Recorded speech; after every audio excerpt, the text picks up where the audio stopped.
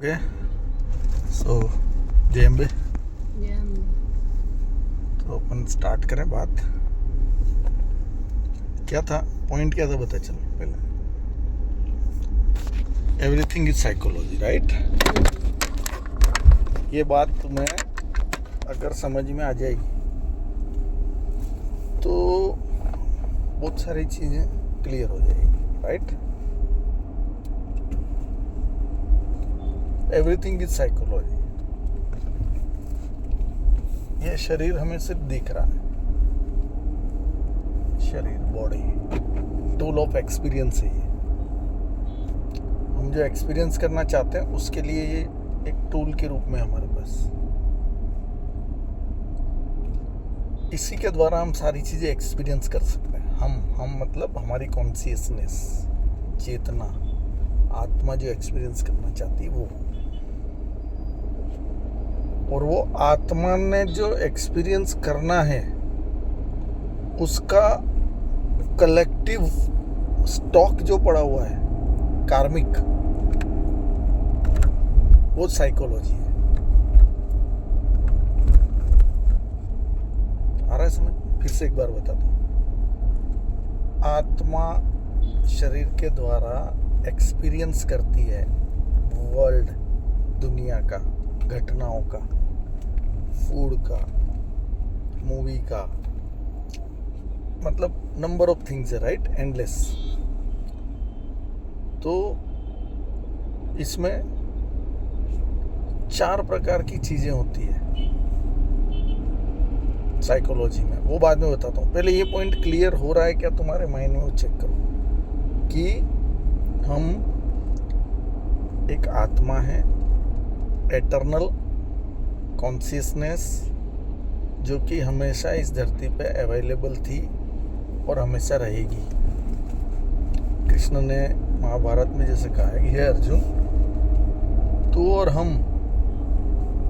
इस संसार की क्रिएशन से, तू और मैं दोनों है ही, किसी न किसी रूप में हैं हम, क्योंकि हम ऊर्जा का ही एक स्वरूप है। हम जब मर जाएंगे तो हमारा शरीर ऊर्जा के रूप में परिवर्तित हो जाएगा, और आत्मा तो ऊर्जा ही है, तो वो ऊर्जा के रूप में यहीं रहने वाला है, कहीं जाने वाला नहीं है। ओके, क्लियर हो गया? तो फिर ये क्या है, किसी के साथ अच्छा होता है, किसी के साथ बुरा होता है, कोई अमीर है, कोई गरीब है, कोई सुखी है, कोई दुखी है। ये क्या चक्कर है? ये चक्कर है आत्मा ने मन, कर्म और वचन द्वारा क्या कलेक्ट करके रखा है। कहाँ पे? सबकॉन्शियस में। आत्मा कॉन्शियस मैं के द्वारा उसने क्या कलेक्ट करके रखा है अपने सबकॉन्शियस में। वो जो रिकॉर्ड है, कार्मिक, मानसिक, वाचिक, ये रिकॉर्ड फील करके जो जो चीजें उन्होंने वहां भेज दी है सबकॉन्शियस में, वो प्रारब्ध हो गया। वो देखने के लिए हम रोज सुबह उठते हैं, जो हमारे सबकॉन्शियस में प्रिंट पड़ी है, राइट। जो जो स्टोरीज वहाँ हैं, वो सारी चीज़ों को देखने के लिए हमें उठना होता है और हमें सोना होता है वापस, कि हम नए क्या एक्सपीरियंस करना चाहते हैं वो हम उनको बताएं। सुपर पावर को हमारी फीलिंग के द्वारा, हमारी थीटा स्टेट के द्वारा हम उनसे कनेक्ट होते हैं। उस वक्त हमारी फाइलें ट्रांसफ़र होती है, ये चाहिए, ये नहीं चाहिए, ये चाहिए, ये नहीं चाहिए। क्लियर हो गया? अब प्रारब्ध कितने प्रकार का होता है? तो प्रारब्ध 3 प्रकार का होता है। एक प्रारब्ध कर्म, जो इस जन्म में आपको देखना है, एक्सपीरियंस करना है। दूसरे होते हैं संचित कर्म, जो अभी प्रारब्ध नहीं बने हैं।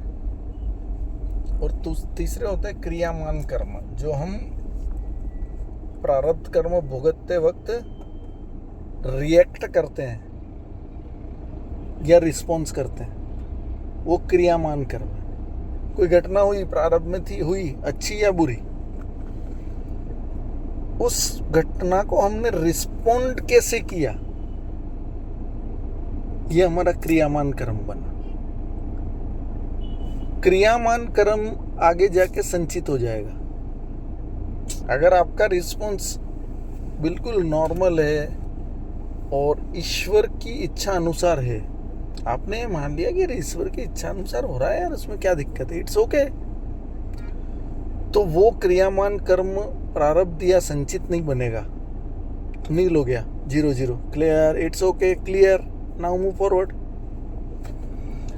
ओके, तो मेन होता है प्रारब्ध, जो बड़ा मुश्किल होता है समझना। आज भी ये संशय है हजारों सालों से, सदियों से, कि यार ये प्रारब्ध बनता कैसे है, किस्मत क्या होती है यार, ये what is the destiny, right.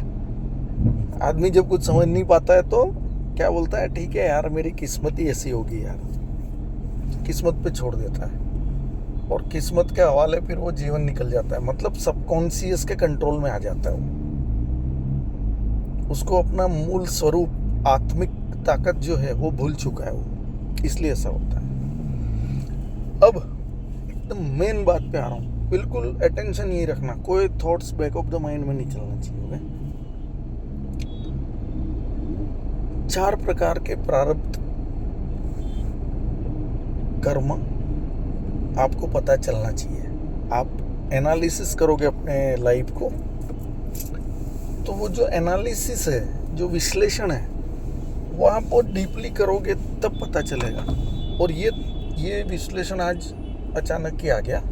आप जब ध्यान करते हो, आप स्वर साधना करते हो, आप योग करते हो, तो ईश्वर आपको यहाँ सहस्त्रधारा ही है, यहीं से सीधे नॉलेज दे देते हैं। कोई पुस्तक पढ़ने की जरूरत नहीं है। ये पुराने ज़माने में चोटी रखी जाती थी, पता है, ये एरियल रखना जरूरी है, कनेक्शन है उनके साथ, यहीं से नॉलेज दे देते हैं। वो नॉलेज बता रहा हूँ आपको, कहीं पढ़ा हुआ नहीं है, ये थोड़ा घमंड टाइप की बात है, बट बता रहा हूँ। 4 टाइप की चीज़ें होती है आपके जीवन में, समझना। Number one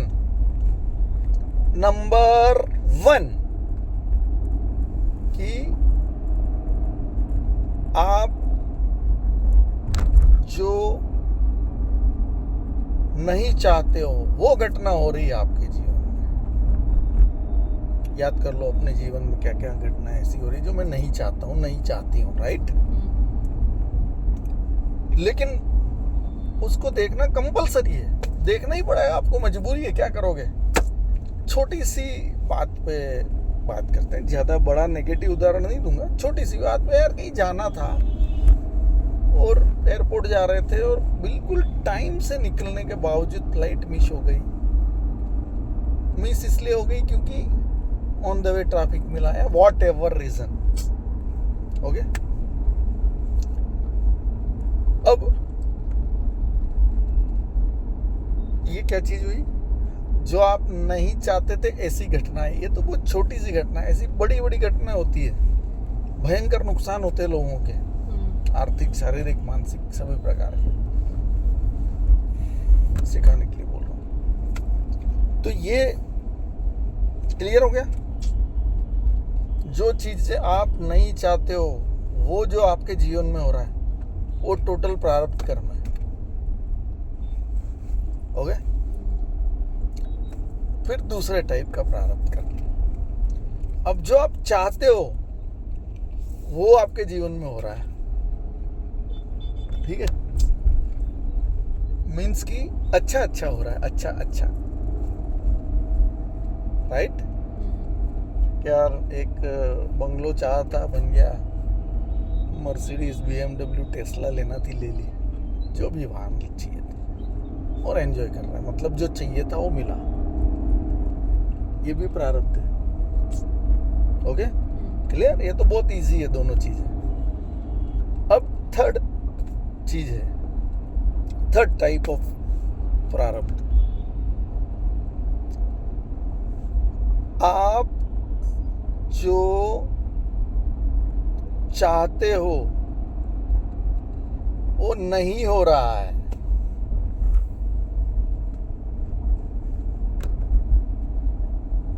right. तो ये प्रारब्ध नहीं है, ये विष है। प्रारब्ध के 2 प्रकार बता दिए मैंने। एक आप नहीं चाहते हो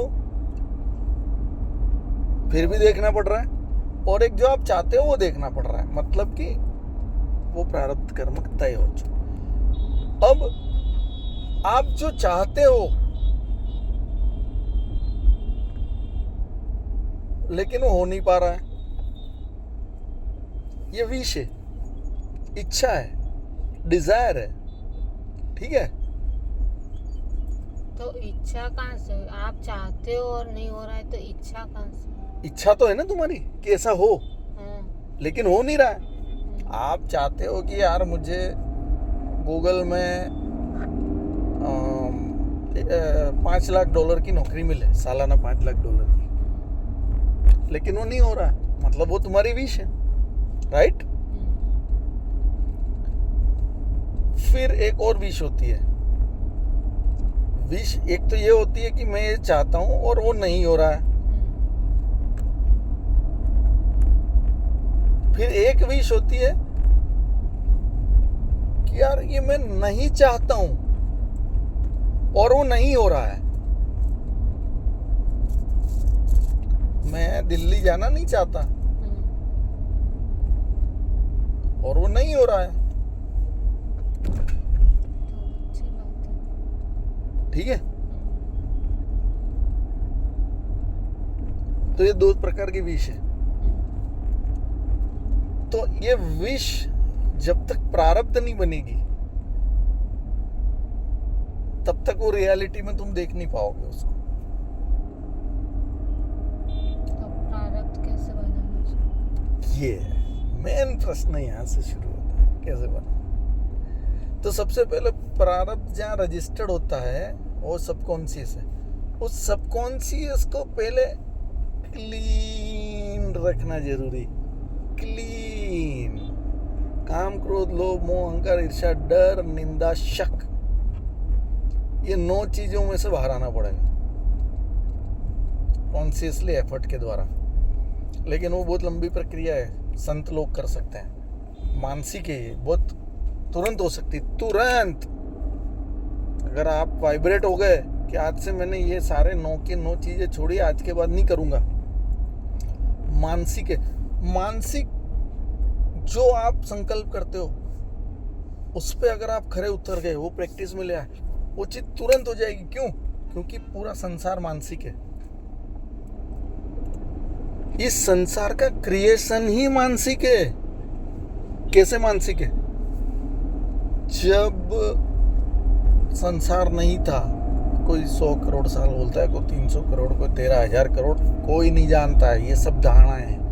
लेकिन ये बात सत्य है कि सबसे पहले कुछ भी नहीं था, कुछ नहीं था, सिर्फ एक ओमकार था। तो वो अकेले थे। तो अब उनके मन में विचार आया कि यार अकेले अकेले क्या है, वाइब्रेट तो हो ही रहे हो, वाइब्रेशन का आनंद है उनके पास, वो ले रहे थे। लेकिन उन्होंने कहा यार कुछ करते हैं, कुछ करने का मन करा उनका। क्या करा? मन करा। आ गया मन। मन मतलब क्या? धारणा, मानसिक। अब उन्होंने मानसिक धारणा की कि ऐसा एक संसार हो और ऐसा हो। वो तो सर्वशक्तिमान है, ओमनीपोटेंट है ना, जो चाहे वो कर सकते हैं। उन्हीं का हम हिस्सा है, परमात्मा का ही हम अंश है आत्मिक रूप से। तो क्या हुआ?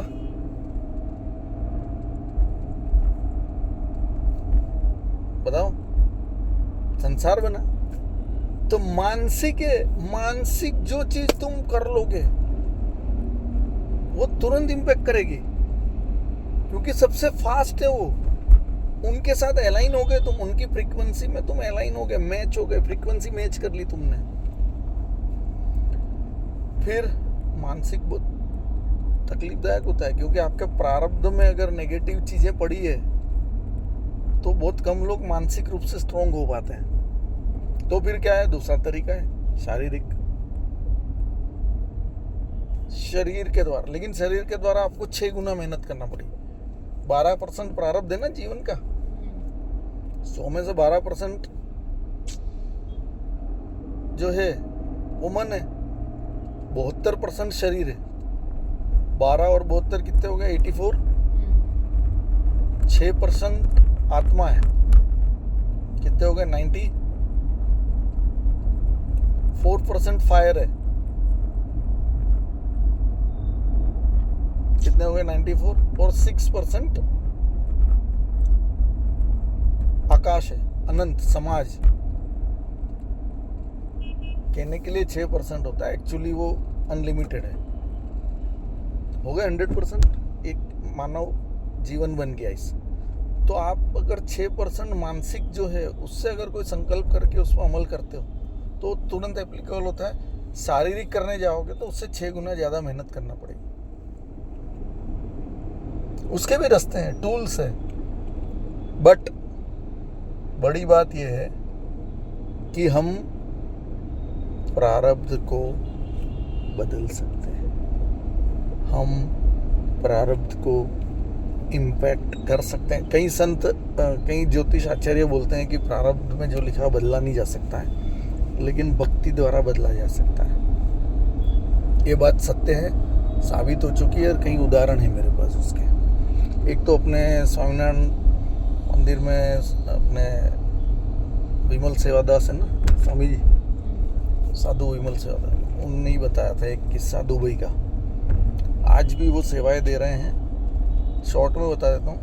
उनको एक ज्योतिष ने बताया था कि आपका अगले साल मार्च में, कि कौन से साल का है वो तो मुझे भी याद नहीं है, भूल गया मैं, लेकिन ये बात उन्होंने स्वयं अपने मुख के द्वारा मुझे बताई है। और आज भी वो व्यक्ति है जिंदा।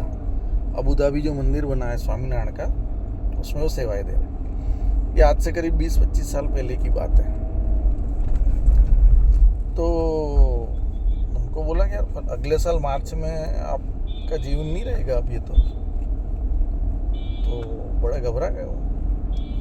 तो फिर एक अन्य ज्योतिष आचार्य के पास गए। हालांकि ज्योतिष विद्या संपूर्ण सत्य है। अगर ज्योतिष विद्वान हो, प्रखर विद्वान ज्योतिष हो, तो वो सब कुछ बता सकता है। लेकिन आजकल ऐसे लोग ज्योतिष बन गए हैं कि अब उसका कोई डिग्री विग्री तो है नहीं, इसलिए वो बदनाम हो गया है। लेकिन उनको ऐसा बोला गया तो दूसरे के पास गए। दूसरों ने भी, अच्छा उनको ये थोड़ी बोला था कि हमको किसी ने ऐसा बोला है, नहीं, दूसरों ने भी वैसा ही बोला। अगले साल मार्च में बोला भैया दी एंड है आपका। बीमार थे वो, तो घबरा गए वो, तीसरी जगह गए। तीसरों ने भी सेम स्टेटमेंट दिया। अब वो फिर वो उस समय प्रमुख स्वामी महाराज का दौरा था वहाँ, और उनसे मिले, और प्रमुख स्वामी ने उनको समझाया कि संसार की रचना ही प्रभु ने की है, ग्रह नक्षत्र भी प्रभु ने ही तो बनाए, तो प्रभु की शरण में चले जाओ। और वो भक्ति भाव में चले गए। यार 25 साल हो गए भैया, आज भी सक्षम जिंदा है। ये सब तो प्रारब्ध को इम्पैक्ट किया जा सकता है, no matter whatever is there. आपका संकल्प शक्ति क्या है, आप क्या करना चाहते हो, और आप पे कितनी कृपा ईश्वर की, उस पर डिपेंड करता है। तो उसके बहुत सारे टूल्स हैं, वो सब डेवलप किए हैं, जिस पे बाद में बात करेंगे। Okay, I hope it helped you, right? Thank you.